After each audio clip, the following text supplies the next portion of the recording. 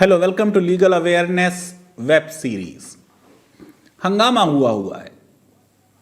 वसीम रिजवी नाम के एक आदमी ने सुप्रीम कोर्ट में केस दायर किया है कि कुरान से 26 आयात या वर्सेस हटा दी जाएं, अनकॉन्स्टिट्यूशनल डिक्लेयर की जाएं, लॉ बना दिया जाए उन पे और वो लॉ उन वर्सेस को डिलीट कर दे, वाइट पेपर आ जाए। तरह तरह की रेमेडीज मांगी गई हैं।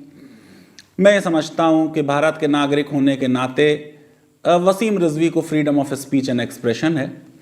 वो कुछ भी कह सकते हैं। उनको फ्रीडम ऑफ थॉट है, वो जो सोचना चाहें कुरान के बारे में सोचने के लिए फ्री हैं।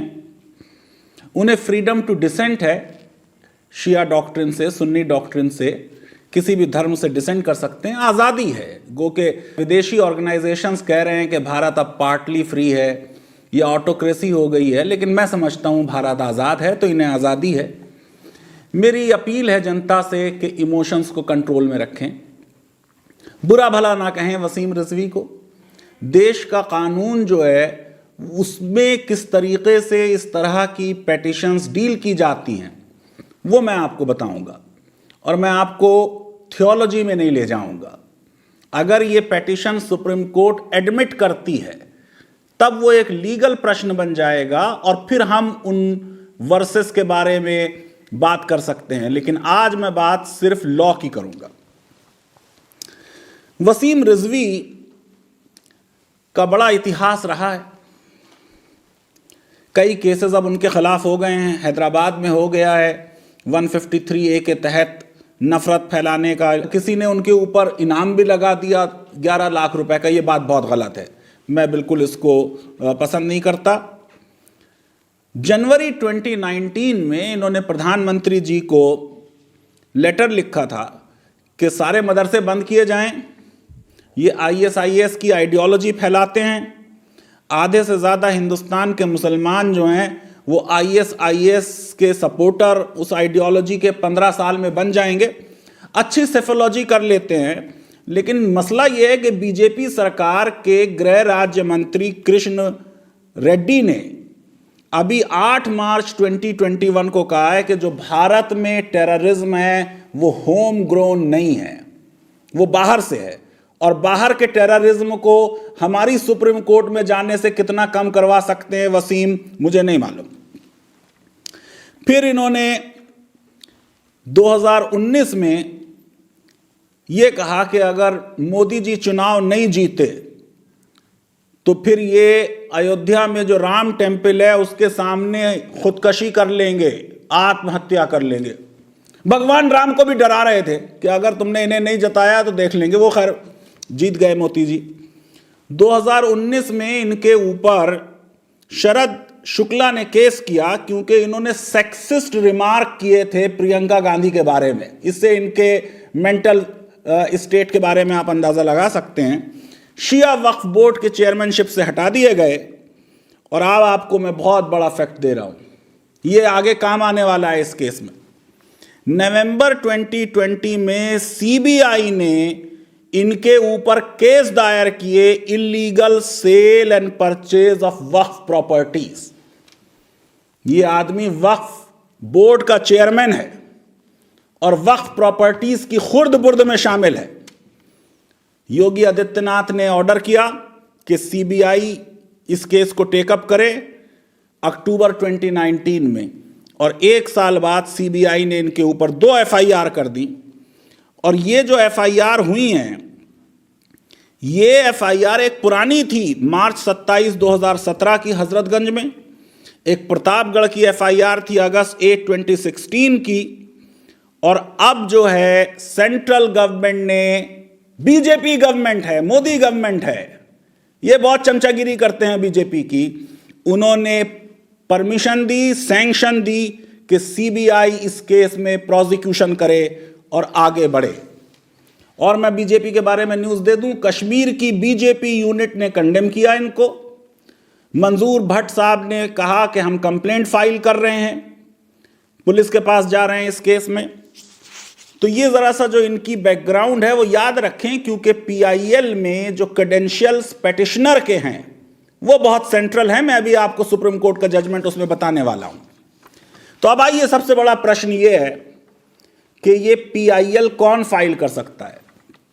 देखिए, पहले लॉ ये था कि जिसका राइट वायलेट हो वो केस फाइल कर सकता था, लोकस कहते थे उसको। अब राइट नहीं देखा जाता, बल्कि ये देखा जाता है whose right has been violated. तो किसी और के राइट की वायलेशन पर आप कोर्ट जा सकते हैं, डायरेक्टली सुप्रीम कोर्ट जा सकते हैं। अब इसमें सुप्रीम कोर्ट के बहुत से जजमेंट्स हैं। कुछ जजमेंट्स का मैं जिक्र करूंगा, कुछ लॉ इतना सेटल्ड है कि आपको बता दे रहा हूं। सबसे पहली चीज यह देखी जाएगी कि जो PIL फाइल हुई है, क्या वो पब्लिक इंटरेस्ट में है और प्राइवेट इंटरेस्ट में नहीं है। ये आदमी जिस पे CBI के केसेस चल रहे हैं, क्या ये अपने बचाने के लिए, हिंदुत्व की सपोर्ट और सिंपैथी लेने के लिए, चीप पब्लिसिटी लेने के लिए, मीडिया में कवरेज पाने के लिए कोर्ट गया है? यह पहला प्रश्न सुप्रीम कोर्ट को देखना पड़ेगा इस केस की पहली हियरिंग में।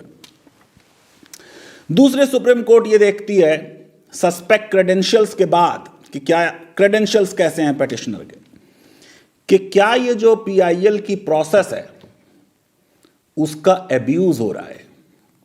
कई जजमेंट्स हैं, लॉ कमीशंस की रिपोर्ट्स हैं, बिल इंट्रोड्यूस हुए हैं पार्लियामेंट में 1994, 1996 पे कि PILs को कैसे रेगुलेट किया जाए कि वो एब्यूज ना करें प्रोसेस। सुप्रीम कोर्ट ये देखेगी कि क्या कॉरपोरेट राइवलरी में, पॉलिटिकल एडवांटेज लेने के लिए, पर्सनल इंटरेस्ट के लिए, पब्लिसिटी के लिए PIL फाइल हुई है। लॉ क्या है कि अगर ऐसी PIL फाइल हुई है, ये डेंजरस है, अनडेमोक्रेटिक है, misuse and abuse of courts. Chief justice of India AS Anand ने होल्ड किया, मैं पढ़ रहा हूं, care has to be taken to see that PIL essentially remains PIL, public interest litigation, and is not allowed to degenerate into becoming political interest litigation or private inquisitiveness litigation। यह पहला प्रश्न होगा court के सामने में। कुरान में है या नहीं है वो तो बहुत बात की बात है, पहले यह पेटिशन की एडमिशन स्टेज पे यह प्रश्न उठेगा। क्या वो प्रश्न होते हैं जो सुप्रीम कोर्ट को सबसे पहले देखने पड़ते हैं? Seriousness of petitioner. कोई हल्का आदमी है या कोई भारी भरकम आदमी है, सीजन्ड कैंपेनर है, एक्टिविस्ट है, लोगों के राइट्स के लिए कुर्बानियां देता रहा है। कोर्ट पूछेगी मोटिव क्या है पेटिशनर का। कुरान पे पाबंदी लगा दी जाए, 26 आयत हटा दी जाए, भारत की कोर्ट ने हटा दिया, तो जो भारत में लाखों कुरान के हाफिज हैं, जिन्हें ज़बानी कुरान याद है, उनके दिलों से कौन सी कोर्ट हटाएगी उन 26 आयतों को? कौन सी पावर किसी के पास है कि किसी की मेमोरी इरेज कर दे, और इतनी सेलेक्टिव मेमोरी इरेज कर दे? और विश्व में जाएं तो करोड़ों हाफिज हैं, विश्व में इतने देशों में कुरान छपता है, उन सब पे कौन सी पावर से हमारी सुप्रीम कोर्ट डिलीट कराएगी इन आयात को? क्या कुरान का एक इंडियन एडिशन होगा? शायद वसीम ये चाहते हैं, लेकिन ये शायद प्रैक्टिकल नहीं होगा। फिर कोर्ट ये पूछती है कि ये जो पेटिशनर हमारे सामने आया है, is he actually the champion of the cause of persons और ग्रुप ही इज रिप्रेजेंटिंग? क्या ये मुसलमानों के कॉजेस के चैंपियन रहे हैं? आपके सामने है किस तरीके के स्टेटमेंट्स इनके पहले रहे हैं, कैसे स्टेटमेंट्स इनके खिलाफ शिया आलिमों के आ रहे हैं, जिन्होंने इन्हें कंप्लीटली डिसोन कर दिया। फिर देखिए कोर्ट ने कहा है, PIL के बारे में पढ़ रहा हूं, a vexatious litigation under the color of public interest litigation brought before court for vindicating any personal grievance deserves rejection at the threshold, यानी कोई अफसोसनाक, संताप देने वाला कोई ऐसा लिटिगेशन जो सिर्फ रेस्पोंडेंट को हैरेस करने के लिए किया गया है, उसको थ्रेशहोल्ड पे रिजेक्ट किया जाएगा। सुप्रीम कोर्ट ने ले डाउन किया है कि पीआईएल में जो आ रहा है वो he will come not only with clean hands but clean heart, ये देखा जाएगा। अभी स्क्रूटनी कुरान की बाद में होगी, पहले वसीम रिजवी की स्क्रूटनी होगी।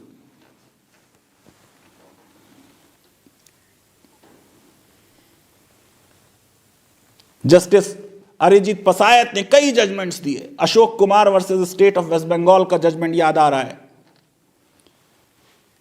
सुप्रीम कोर्ट ने होल्ड किया कि सुप्रीम कोर्ट को सेटिस्फाई करना होगा about the credentials of applicant, prima facie correctness और nature of information given by him. अभी बात करेंगे जो इन्होंने इंफॉर्मेशन दी। The information must not be vague, the information should show gravity and seriousness. छक्के मार दिए हैं कि कुरान की वजह से पूरी दुनिया में आतंकवाद फैल रहा है। सुप्रीम कोर्ट ने ले डाउन किया, nobody should be allowed to indulge in wild and reckless allegations about the character of others. यहां एक दो के कैरेक्टर की बात नहीं है, 14 करोड़ मुसलमानों के कैरेक्टर की बात है और पूरी दुनिया के अरबों मुसलमानों के कैरेक्टर की बात है। और कोर्ट ने कहा ऐसे केस में जब कोई लिटिगेशन हो, पेनल्टी लगनी चाहिए।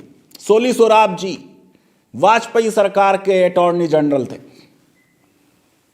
3 रूल्स बताए उन्होंने पीआईएल के। ड्यूबियस पीआईएल थ्रेशहोल्ड पर रिजेक्ट होनी चाहिए with exemplary cost. Exemplary cost लग सकती है इनके ऊपर, जिस तरह की पीआईएल इन्होंने फाइल की है। सोशो इकोनॉमिक प्रोजेक्ट्स में अगर देर हो चुकी है, डिले हो चुकी है, तो लेचेस की वजह से उसे रिजेक्ट कर देना चाहिए। मैं समझता हूं इसमें रिलीजियस मैटर्स भी इंक्लूड करने चाहिए। 1400 साल का डिले हो गया, 1400 साल बाद आए हैं कि यह गलत कुरान बन गया। और फिर कोर्ट ने कहा कि ये फेक पब्लिक इंटरेस्ट लिटिगेशन, जो फ्री फ्लो ऑफ केसेस है, इसे रोका जाना चाहिए, वरना ये जुडिशियल सिस्टम को डैमेज करता है। तो ये आपके पहले लेवल के क्वेश्चंस होंगे, जिन क्वेश्चंस का जवाब वसीम रिजवी को देना है। अब आ जाइए जो इन्होंने पार्टीज बनाई हैं। पहली पार्टी यूनियन ऑफ इंडिया है, सेक्रेटरी होम अफेयर्स हैं, secretary social justice and empowerment हैं, सेक्रेटरी लॉ एंड जस्टिस हैं, chairman human rights commission number 2 पे हैं। और फिर जो लंबी लिस्ट है, तो वो लिस्ट कई पेजेस में जाकर खत्म होती है और 59 पार्टीज बनी। बड़े मजे मजे की पार्टीज बनाई हैं। देख लीजिए आप, चांसलर अलीगढ़ मुस्लिम यूनिवर्सिटी। अब अलीगढ़ मुस्लिम यूनिवर्सिटी का चांसलर का कुरान के गलत कंपाइलेशन से क्या ताल्लुक है? और चांसलर लिया है तो वाइस चांसलर क्यों छोड़ दिया? जामिया मिल्लिया इस्लामिया का चांसलर और वाइस चांसलर क्यों छोड़ दिए? मौलाना आजाद नेशनल उर्दू यूनिवर्सिटी के चांसलर और वाइस चांसलर क्यों छोड़ दिए? जामिया हमदर्द के वाइस चांसलर और चांसलर क्यों छोड़ दिए? चेयरमैन पॉपुलर फ्रंट, और पॉलिटिकल पार्टी है, प्रेसिडेंट MIM। अबे असदुद्दीन ओवैसी का क्या मतलब है कुरान के कंपाइलेशन से? वो क्या कर सकते हैं इसमें? अंजुमन तरक्की उर्दू, उर्दू का इस्लाम से क्या ताल्लुक है? उर्दू कोई इस्लामी लैंग्वेज तो है नहीं, ये तो हिंदुस्तान की लैंग्वेज है, भारत में पैदा हुई। पूरी दुनिया के मुसलमान कहीं उर्दू नहीं बोलते। VC मिल्लत कॉलेज, मियां को यह भी नहीं मालूम कॉलेजेस में वाइस चांसलर नहीं होते, यूनिवर्सिटीज में होते हैं। चांसलर मौलाना मोहम्मद अली जौहर यूनिवर्सिटी, जामिया अल बरकात, ये अलीगढ़ में है, अमीन भाई सरबराह हैं, महरारा के सज्जादा नशीन है। ये सारे के सारे क्या स्टेट हैं आर्टिकल 12 के तहत? रिट ज्यूरिसडिक्शन स्टेट के खिलाफ इन्वोक होता है। ये नॉन स्टेट एक्टर्स हैं, प्राइवेट इंडिविजुअल्स हैं, प्राइवेट ऑर्गेनाइजेशंस हैं। और बड़ी अजीब बात है, पर्सनल लॉ बोर्ड 57 नंबर पे आता है, इतने नीचे। मेरे हिसाब से पार्टी नंबर 1 होना चाहिए था अल्लाह ताला। अरे भाई, जिसकी किताब है और ये खुद मान रहे हैं उनकी किताब है, अगर वो इनका यकीन है, बाउंड नहीं है वैसे, तो पहली पार्टी बनाते वसीम रिजवी वर्सेस अल्लाह ताला। क्यों नहीं? हमारे लॉ में भगवान पार्टी हो सकता है। रामलला पार्टी थे, केस जीते हैं बाबरी मस्जिद का। ठीक है, आइडल ज्यूरिस्टिक पर्सन होता है। अच्छा, उन्हें नहीं बनाया था तो इल्जाम है कि साहब वो पहले 3 खलीफाओं ने कुरान के कंपाइलेशन में गलती कर दी, तो उन्हें बना लेते पार्टी। हजरत अबू बकर, हजरत उमर, हजरत उस्मान को बना लेते, ऐसी क्या बात थी? सुप्रीम कोर्ट, अभी हमारे चीफ जस्टिस बोबडे कह चुके हैं कि अनुच्छेद 32 का मिसयूज नहीं होना चाहिए। हैबियस कॉर्पस का मामला था सिद्दीक कप्पन का, उसमें कहा जा रहा है। वसीम रिजवी से यह नहीं कहा जाएगा कि पहले हाई कोर्ट जाओ 226 में, सुप्रीम कोर्ट क्यों आ गए? फिर यह पेटिशन में लिखा हुआ है अंडर आर्टिकल 32 रेड विद 142 तो पेटिशनर का राइट नहीं है। आर्टिकल 142 तो सुप्रीम कोर्ट की पावर है। 142 के तहत तो रिट नहीं फाइल होती। अगर ये लीगल ड्राफ्टिंग में मैं एग्जामिन करता, गो के बहुत सख्त एग्जामिनर नहीं हूं मैं, बहुत लिबरल एग्जामिनर हूं, मार्क्स बहुत देता हूं, तो शायद 10 में से एक आधी नंबर दे पाता इन्हें, बहुत लिबरली। वैसे तो इसमें 10 में से 0 मिलना चाहिए। किस चीज के खिलाफ जाते हैं आप कोर्ट में? लॉ के खिलाफ। आर्टिकल 13 क्लॉज 1 कि कोई भी लॉ जो इनकंसिस्टेंट है फंडामेंटल राइट से, वो नल एंड वॉइड होगा। इन्होंने भी जिक्र किया है, लॉ की डेफिनेशन ली है, उसमें कहा है यूसेज एंड कस्टम लॉ है। अब भैया थोड़ा बहुत पढ़ लिया करें, हम सही आ जाते। लीगल अवेयरनेस वेब सीरीज देख ले, 350 वीडियो हो गए, थोड़ा बहुत लॉ आ जाएगा। बेचारे जिस वकील ने ड्राफ्ट की उसकी भी बेइज्जती हो रही है।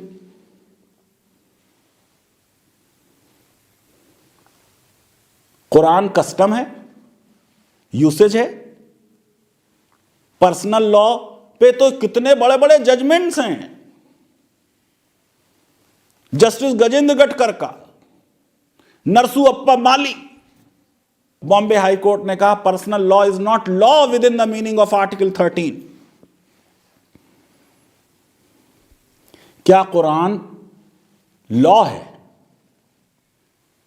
हम तो पहले भी ये कहते रहे कि ये अंडरस्टैंडिंग कि कुरान लॉ है, ये गलत है। कुरान ना तो कॉन्स्टिट्यूशन है, ना इंडियन कॉन्ट्रैक्ट एक्ट है, ना सेल ऑफ गुड्स एक्ट है, ना ट्रांसफर ऑफ प्रॉपर्टी एक्ट। किसी पार्लियामेंट ने कुरान को इनेक्ट नहीं किया। कुरान अपने आप में लॉ नहीं है जिसको अनकॉन्स्टिट्यूशनल डिक्लेयर कराया जाए, स्ट्राइक डाउन कराया जाए, क्वैश कराया जाए। मैंने पूरा आर्टिकल इसमें इंडियन एक्सप्रेस में लिखा था। कुरान एक बुक ऑफ स्टोरीज है, book of stories of civilisation है, स्टोरीज ऑफ प्रॉफिट्स है, बुक्स ऑफ प्रिंसिपल्स हैं। कुछ थोड़ा बहुत लॉ से रिलेटेड भी चीजें आई हैं, लेकिन बहुत कम है। कुरान बहुत सी कस्टम्स को खत्म करता है। आप कह रहे हैं वो कस्टम और यूसेज है। जैसे हिंदू लॉ में धर्मा लॉ नहीं है, लॉ से बियॉन्ड है। न रिलीजन है धर्म, न लॉ है। ये एक ब्रॉडर कंसेप्ट है जो अंग्रेजों की वोकैबुलरी से बाहर था। कुरान सोर्स ऑफ लॉ है, खुद लॉ नहीं, और source of law with other sources, हदीस, इजमा। इजमा क्या है? जूरिस्टिक कंसेंसस, कयास, एनालॉजिकल डिडक्शंस, पब्लिक इंटरेस्ट, और बहुत से सोर्सेस हैं, कस्टम भी है, उर्फ। इस्लामिक लॉ में कोई स्टेट लॉ नहीं बनाती, जूरिस्ट लॉ बनाता है, प्राइवेट एंटरप्राइज है।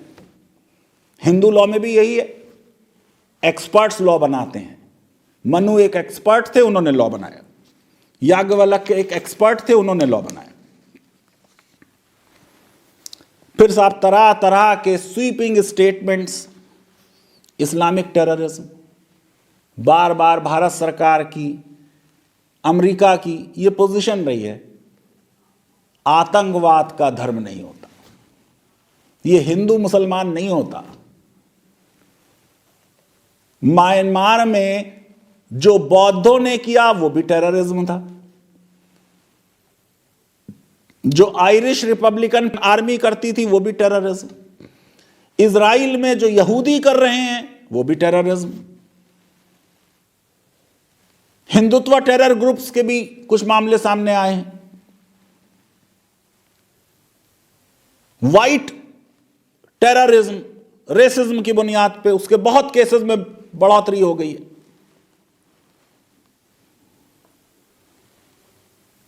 अपने बारे में इन्होंने कहा मैं पब्लिक स्पिरिटेड हूं, वक्फ की प्रॉपर्टीज को मैंने कंजर्व किया। अब ये झूठ है, इनके खिलाफ तो सीबीआई इंक्वायरी कर रही है, केस चल रहा है।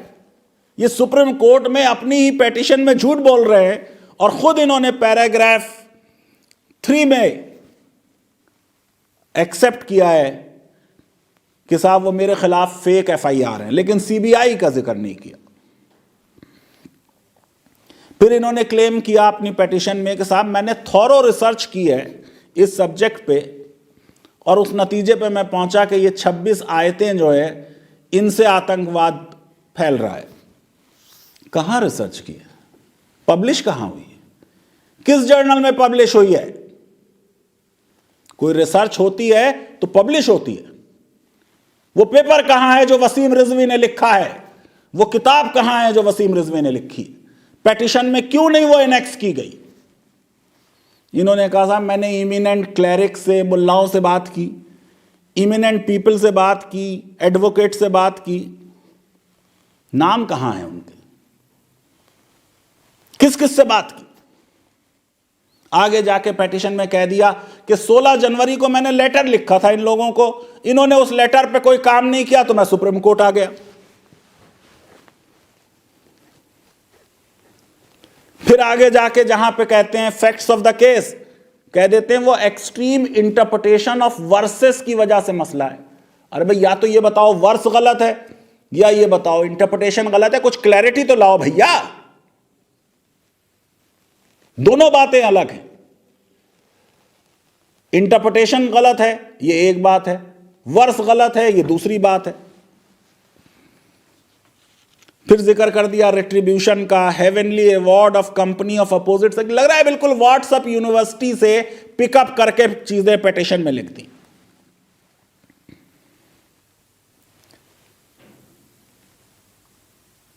फिर इन्होंने बात की कि साहब कुरान रिवील किया अल्लाह ने। इनको कैसे पता? इनके ऊपर वही आती है। फिर इन्होंने कहा कि साहब इसमें गलतियां हो गई, कंपाइलेशन गलत कर दिया पहले कैलिफ्स ने। ये तो कुरान के खिलाफ चला गया। वो कुरान का खुदा जो कुरान में कह रहा है कि ये कुरान मैंने रिवील किया, मैं इसकी हिफाजत करूंगा, इसे प्रोटेक्ट करूंगा, वो पहले 20 सालों में ही प्रॉफिट के जाने के बाद प्रोटेक्ट नहीं कर पाया। इतना वीक है वो खुदा। कि 1400 सालों से एक गलत चीज उसके नाम पे चल रही है और वो उसे रोक नहीं पाया। कैसी बकवास बात है।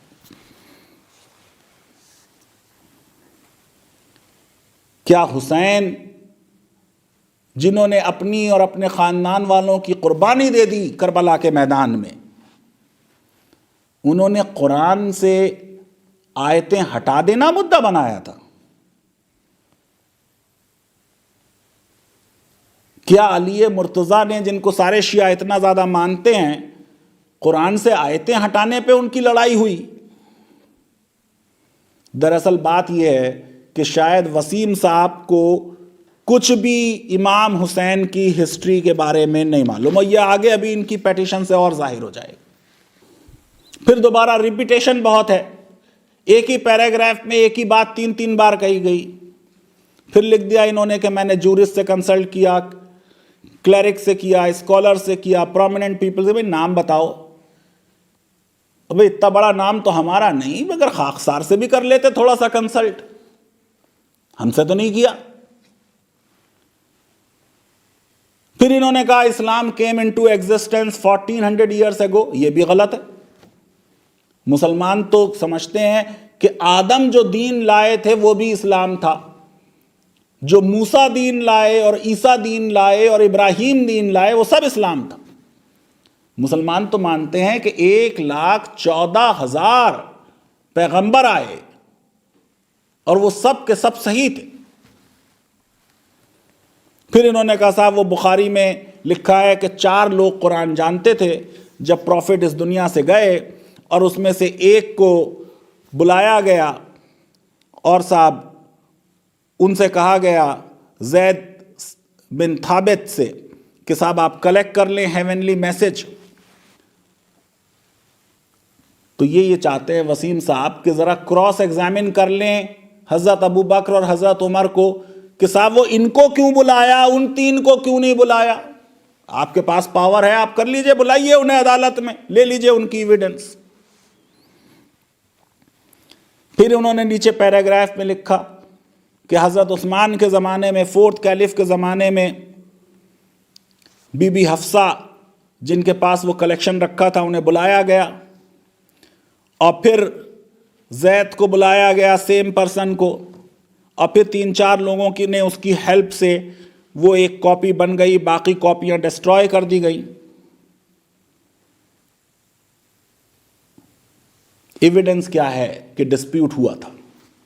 वो एविडेंस साइट क्यों नहीं की गई? क्या अली ने अपोज किया था? उसकी एविडेंस क्यों नहीं है? स्पेलिंग मिस्टेक्स बहुत हैं, मदर टंग तक की स्पेलिंग गलत है, रिपीटेशन बहुत है पेटिशन में।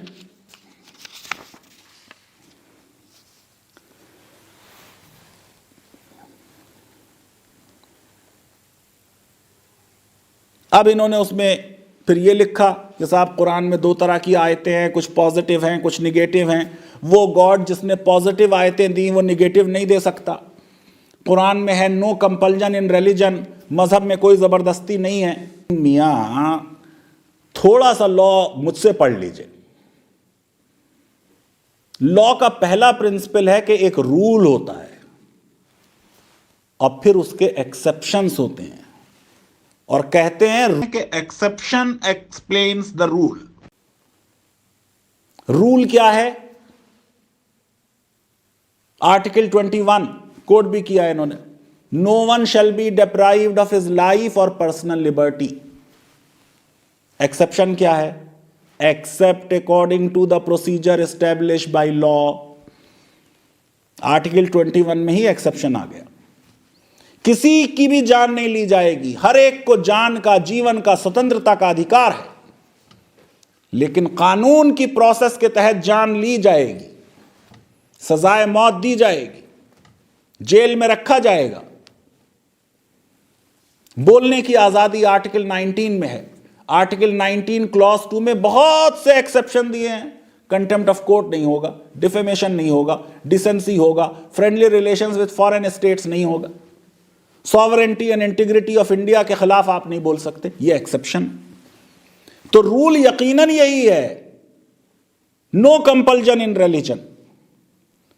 रूल यकीनन यही है कि आप किसी को ऊपर जबरदस्ती नहीं करेंगे। रूल यही है कि वायलेंस नहीं होगी। लेकिन कोई एक्सेप्शनल सिचुएशन हो सकती है कि अगर जुल्म हो रहा है तो फिर उस जुल्म के खिलाफ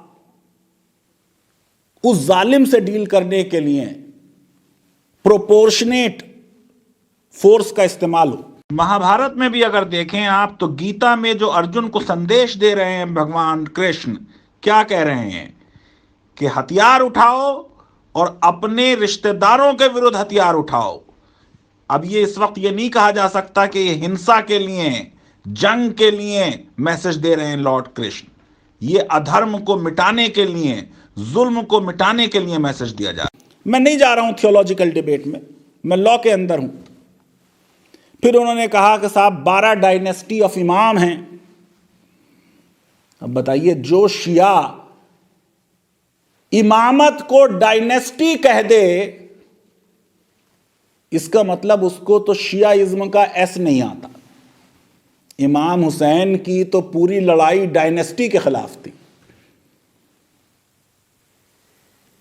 यजीद का नॉमिनेशन एज फ्यूचर कैलिफ, इस पे लड़ाई हुई। फिर इन्होंने कह दिया कि साहब वो जो 12 इमाम थे, उन्होंने इस चक्कर में अपोज नहीं किया कि कहीं 2 कुरान ना हो जाएं, तो जो काम 12 इमामों ने नहीं किया वो वसीम रिजवी कर रहे हैं। जो काम अब तक नहीं हुआ वो 2021 में होगा। फिर इन्होंने कहा साहब वो मदरसों की वजह से टेररिज्म फैल रहा है। कुछ पढ़ लिख लिया करे। सच्चर कमेटी की रिपोर्ट में लिखा है कि सिर्फ 4% मुसलमान मदरसे में जाते हैं। मदरसों में टेररिज्म पढ़ाया जा रहा है। पूरी दुनिया के मदरसों को, उनके कैरिकुलम को भारत की सुप्रीम कोर्ट कैसे कंट्रोल कर सकती। फिर इन्होंने एक बात सही कही कि साहब फंडामेंटलिस्ट माइंडसेट बढ़ता जा रहा है। यस, पूरी दुनिया में बढ़ रहा है। राइट विंग पार्टी सत्ता में आ रही, मुद्दों से हटकर धर्म के नाम पर, रेस के नाम पर सियासत हो रही है। फिर इन्होंने साहब ग्राउंड्स दिए हैं, वो पढ़ने से ताल्लुक रखती है ग्राउंड्स। जब तक आप उन्हें पढ़ेंगे नहीं, आपको अंदाजा नहीं होगा कि यह पेटिशन कितनी बुरी ड्राफ्टेड है। ग्राउंड्स ए पढ़ रहा हूं, सुन लीजिए। Because the dictates of religion which are not in consonance and overlap with the law of land of any nation and any country passed by competent elected representatives in the form of parliament, state legislature, and the laws and rules made by United Nations shall have no strength of law and are violative of law of the land, and the same should not prevail over the same. Same should not prevail over the same. कौन सी अंग्रेजी है ये? मेरी समझ से बाहर है। अब मैं आपको इस पे लॉ बता देता हूं। आर्टिकल 26, रिलीजियस डिनोमिनेशन और उनके सेक्ट की फ्रीडम। हर रिलीजियस डिनोमिनेशन को और हर सेक्ट को इन मैटर्स ऑफ रिलीजन भारत का संविधान फ्रीडम देता है। किसी कोर्ट को यह पावर नहीं है कि वो स्क्रिप्चर्स बदल दे। एसेंशियलिटी का जिक्र किया। शायरा बानो का केस वैसे गलत कोट किया, स्पेलिंग भी गलत है।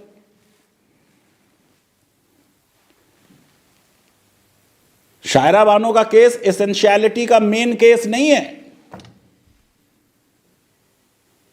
ये हिंदू टेंपल एंट्रीज के बारे के केसेस हैं, पुराने जजमेंट्स हैं, जस्टिस गजेंद्र गटकर के और उनसे पुराने जजमेंट्स।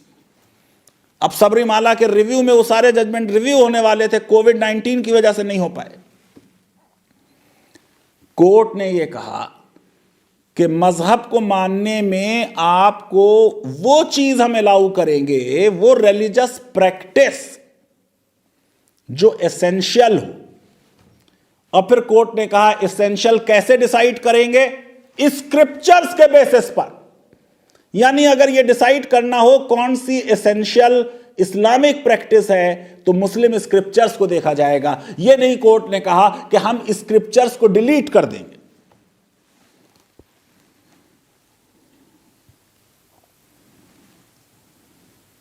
फिर आगे जाके कंट्राडिक्शन कर दी कि पहले और दूसरे कैलिफ के जो कुरान का कलेक्शन था वो ओवर रूल कर दिया थर्ड कैलिफ ने।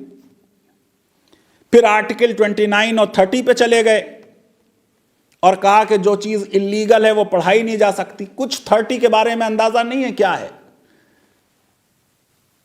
आर्टिकल 30 रिलीजियस एजुकेशन के बारे में नहीं है, वो 26 है रिलीजियस इंस्टीट्यूशन के बारे में। बिला वजह एएमयू के चांसलर को नोटिस दे दिया। एएमयू कोई रिलीजियस इंस्टीट्यूशन नहीं है, वहां सेकुलर एजुकेशन दी जाती है, इंजीनियरिंग, मेडिसिन, लॉ पढ़ाया जाता है।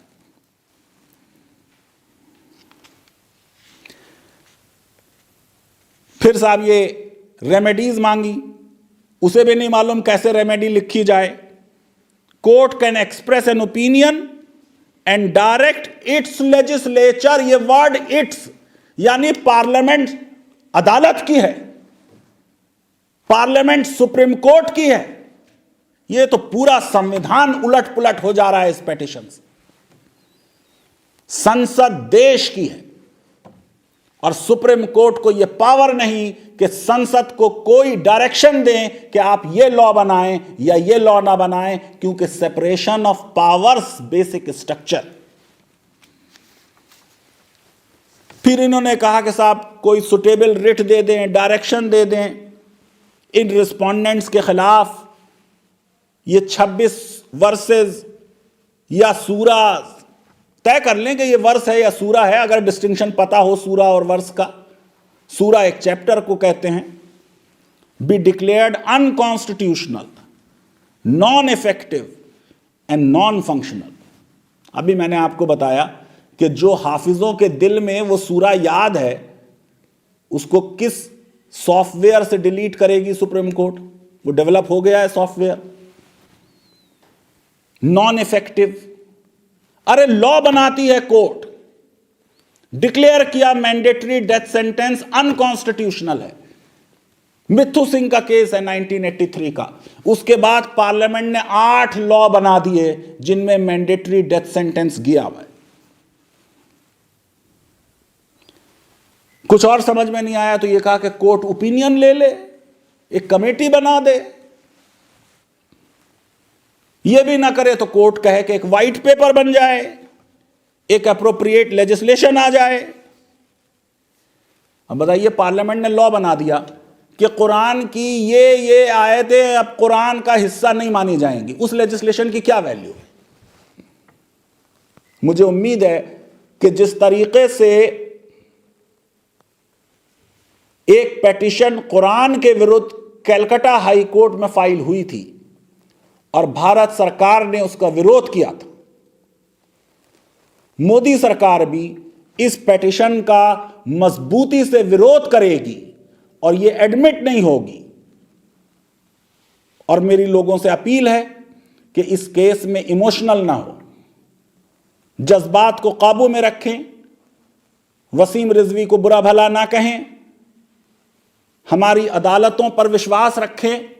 इस पेटिशन में लीगली स्पीकिंग इस तरह का कोई सब्सटेंटिव इशू नहीं है जिसको अदालत एग्जामिन करना चाहेगी। लीगल अवेयरनेस वेब सीरीज आपको पसंद आती है तो मेरी रिक्वेस्ट है कि हमारे इस वीडियो को वाइडली शेयर करें, हमारे चैनल को सब्सक्राइब करें और बेल आइकन और लाइक जरूर क्लिक करें। बहुत बहुत शुक्रिया, धन्यवाद, थैंक यू वेरी मच।